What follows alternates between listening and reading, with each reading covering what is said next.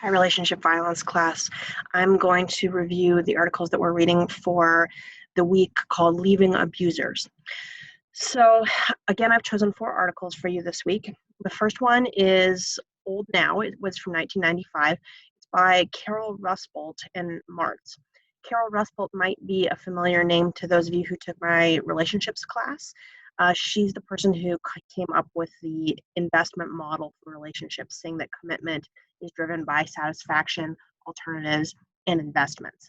So she applies that to the case of women who are trying to leave abusive relationships. And she basically has 2 hypotheses in this article, and that is that women will experience what she calls non-voluntary dependence. So basically, I don't want to be in this relationship, but I feel trapped. And that's due to 2 things that come from her model of relationships. So she says that women who are in abusive relationships won't be able to leave even though they want to, because they perceive that this might be the best situation that I have. At least, I have income or a place to live, for example. And then she also perceives that women won't leave because they feel like they have high investments in their relationship. So we've been in it for 10 years. What's the point of leaving now? Or we have children together, something like that. So this is the quantitative article for the week, and it's from a survey that she gave 100 women from a domestic violence shelter.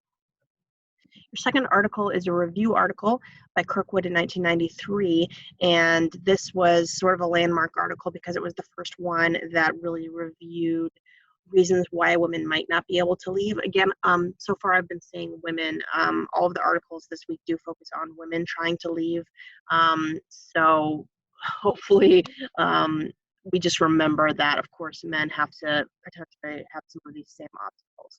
But for Kirkwood, she focuses on things like practical things that might keep you in a relationship, like finding housing. I don't have a job, so I don't have any income. I need medical attention. I need to get legal protection from my ex who's now stalking me, who's trying to get revenge because I left him.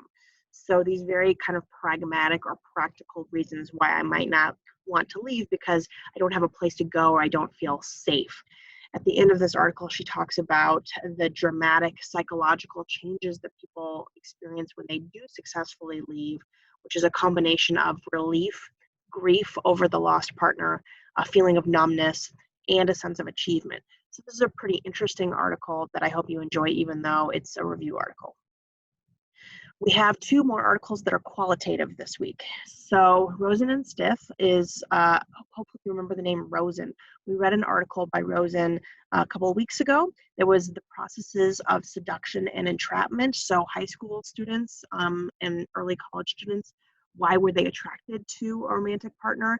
So this is her follow-up to that. It's those same women that she interviewed for the first article, now talking about how did you successfully get out of the relationship. So it's a nice follow-up to an article that you've already read this semester, and this time she talks about the disentanglement process. So it's kind of this metaphor of a spider web, and you got stuck in the web. How do you get out of that web? So she talks about psychological steps people have to take from start to finish. And I'm in the relationship, I'm committed. I don't perceive this to be as bad as it really is. And then the steps that you have to take psychologically to go away from maybe this is okay. I need to kind of boost my self-esteem all the way to getting out. So that entire process. The last article that you're reading is one that I've chosen because it's a more up-to-date article. It was just published last year. It's another qualitative article. It interviews 30 women regarding their entire life experience. So what kinds of abuse or victimization did you have as a child? And how did that translate into your experiences as an adult? So she talks about this kind of whole line of experience in someone's entire life. As an example, as an adult, if I'm trying to leave an abusive relationship, my parents are still in my life and the messages that they're sending still affect my decisions. So she talks about all of these factors that make it difficult for someone who's in this kind of relationship.